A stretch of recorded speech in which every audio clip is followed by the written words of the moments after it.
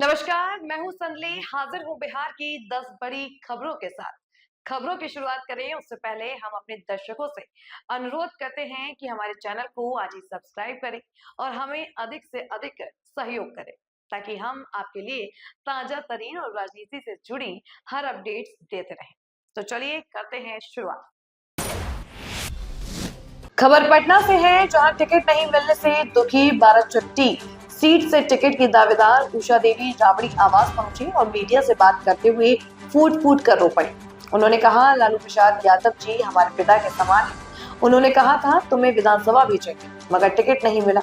आंखों में आंसू लिए उषा देवी ने कहा कि वे नाराज जरूर हैं, पर पार्टी के खिलाफ कुछ नहीं बोलेंगी और चुनाव में राजद के लिए प्रचार करेंगे। उधर मधुबन विधानसभा के राजद के पूर्व प्रत्याशी मदन शाह अचानक लालू आवास पर पहुंचे और फूट फूट कर रोने लगे। उन्होंने गुस्से में अपना कुर्ता भी फाड़ लिया। मदन शाह ने आरोप लगाया कि राजद नेता संजय यादव ने टिकट के लिए उनसे 2 करोड़ 70 लाख रुपए मांगे और पैसे नहीं देने पर किसी और को टिकट दे दिया गया।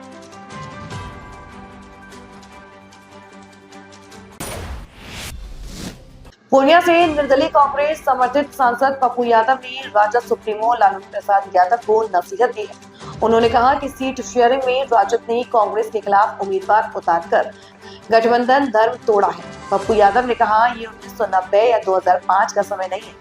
बिना कांग्रेस के कोई मुख्यमंत्री नहीं बन सकता। उन्होंने चेताया कि ऐसा कदम बीजेपी को फायदा पहुंचाएगा। साथ ही कहा कि राहुल गांधी की विचारधारा का सम्मान होना चाहिए और जो इसका पालन नहीं करता वो गठबंधन धर्म का पालन नहीं कर रहा। गिरिराज सिंह के बयान पर भी पलटवार करते हुए पप्पू यादव बोले, पहले अपने गिरेबान में झांके, अंग्रेजों के साथ कौन नमक हरामी कर रहा था ये देश जानता है। बिहार में चुनावी गर्मी बढ़ी। बीजेपी प्रदेश अध्यक्ष दिलीप जायसवाल ने जानकारी दी कि प्रधानमंत्री नरेंद्र मोदी 24 अक्टूबर से बिहार में चुनाव प्रचार की शुरुआत करेंगे। पीएम मोदी सबसे पहले समस्तीपुर के कर्पूरी ग्राम जाएंगे, जहां वे जननायक कर्पूरी ठाकुर को श्रद्धांजलि देंगे। इसके बाद समस्तीपुर में सुबह 10 बजे पहली सभा और बेगूसराय में दोपहर 1 बजे दूसरी सभा करेंगे। वहीं 30 अक्टूबर को मुजफ्फरपुर और छापरा में उनकी सभी सभाएं होंगी। इसके अलावा 2, 3, 6 और 7 नवंबर को भी पीएम बिहार में कई जनसभाओं को संबोधित करेंगे। नेक्स्ट खबर मधेपुरा से है, जहां भरवाही थाना में डायल 112 पर तैनात हवलदार मोहम्मद मुर्शीद अंसारी की ड्यूटी के दौरान मौत हो गई। झारखंड के साहिबगंज निवासी 50 वर्षीय मुर्शीद अंसारी शनिवार जहां गश्ती पर निकले थे कि वाहन में उनकी तबीयत अचानक बिगड़ गई। साथ ही पुलिस कर्मियों ने तुरंत अस्पताल पहुंचाया, लेकिन उतरते ही वे बेहोश होकर गिर पड़े। डॉक्टर ने मधेपुरा मेडिकल कॉलेज में उन्हें मृत घोषित कर दिया। बताया गया कि 2 महीने पहले ही उनकी भरवाही थाना में पोस्टिंग हुई थी। साथ ही हवलदार सुनील कुमार ने बताया कि मुर्शीद अंसारी कर्तव्यनिष्ठ व्यक्ति थे। विधानसभा चुनाव से ठीक पहले सासाराम पुलिस को बड़ी कामयाबी मिली है, जहां परसथुआ बाजार में एक व्यक्ति द्वारा देसी कट्टा बनाकर मात्र 1-1 हजार में बेचने का खुलासा हुआ है। एसटीएफ को सूचना मिलते ही परसथुआ थाना क्षेत्र में छापेमारी की गई, जहां विनोद शर्मा उर्फ पप्पू लोहार को हथियार बनाते हुए रंगे हाथों पकड़ा गया। उसके घर से 2 तैयार देसी कट्टा, हथियार बनाने के औजार और अन्य आपत्तिजनक सामान बरामद किए गए। बताया गया कि वह अपने घर में ही मिनी गन फैक्ट्री चलाता था और चुनाव से पहले सप्लाई की तैयारी में था।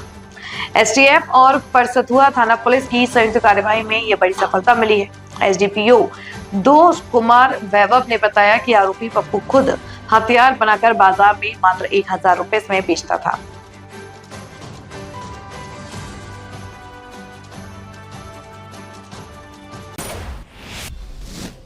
खबर बेतिया से है, जहां धनौती नदी के माधोपुर शेख टोली वार्ड संख्या 7 में रविवार सुबह नहाने के दौरान 14 वर्षीय मस्कुर आलम की डूबने से मौत हो गई। ग्रामीण गोताखोरों ने शव को बाहर निकाला और इलाज के लिए निजी क्लिनिक ले गए, जहां डॉक्टरों ने उसे मृत घोषित कर दिया। मृतक के पिता शेख मेहताब दिल्ली में काम करते हैं। किशोर की मां मेहरून निशा ने पोस्टमार्टम से इंकार किया, जिसके कारण मझौलिया पुलिस खाली हाथ लौट गई। सोमवार को पिता के पहुंचने पर अंतिम संस्कार किया गया। मस्कुर आलम 8वीं कक्षा का छात्र था और 5 बहनों व 2 भाइयों में सबसे छोटा था। गांव में उसकी मौत से मातमी सन्नाटा पसरा है।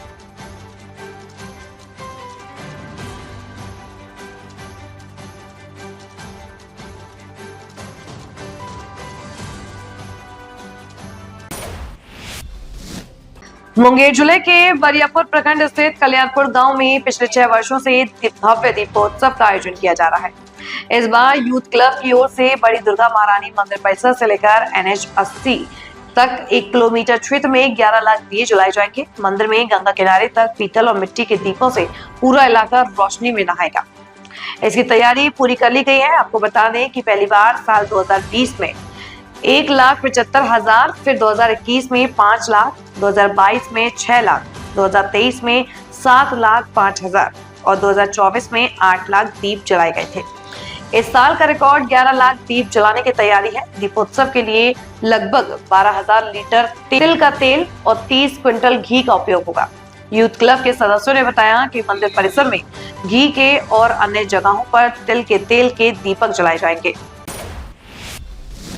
मोतिहारी के टांका में विधानसभा चुनाव को लेकर आयोजित बीजेपी की जनसभा में डिप्टी सीएम सम्राट चौधरी ने लालू यादव और तेजस्वी यादव पर जमकर हमला बोला। अपने प्रत्याशी लालबाबू प्रसाद के समर्थन में पहुंचे सम्राट चौधरी ने कहा, लालू जी का बचपा कहता है कि 1,70,00,000 लोगों को नौकरी देंगे, जबकि उनके माता पिता 1990 से 2005 तक मुख्यमंत्री रहे और 1 लाख लोगों को भी नौकरी नहीं दे सके। उन्होंने चुटकी लेते हुए कहा, वे नौकरी देंगे तो आपकी जमीन ले लेंगे। सम्राट चौधरी ने पाकिस्तान पर भी निशाना साधा और कहा, अगर जनता एनडीए को मजबूत बनाती है तो पाकिस्तान को भी करारा जवाब मिलेगा। उधर से बम छोड़ने की हिम्मत करें तो मोदी का ब्रह्मास्त्र उसे छुरछुरिया बम बना देता है। वहीं केंद्रीय मंत्री राजभूषण निषाद ने भी राजद पर हमला बोलते हुए कहा कि वहां टिकट बंटवारे में व्यवसाय चल रहा है और मुकेश साहनी का तो किसी ने पूछा तक नहीं। सासाराम से दुखद खबर सामने आई है, जहां रोहतास थाना क्षेत्र के बकनौरा गांव में सोन नदी में डूबे 2 युवकों के परिजनों से मिलने रविवार को चेनारी विधायक और पूर्व मंत्री मुरारी प्रसाद गौतम पहुंचे। बताया गया कि शनिवार को पीयूष और आयुष नाम के 2 युवक सोन नदी किनारे वॉलीबॉल खेल रहे थे। खेल के दौरान गेंद पानी में चली गई, जिसे निकालने के प्रयास में दोनों युवक गहरे पानी में डूब गए।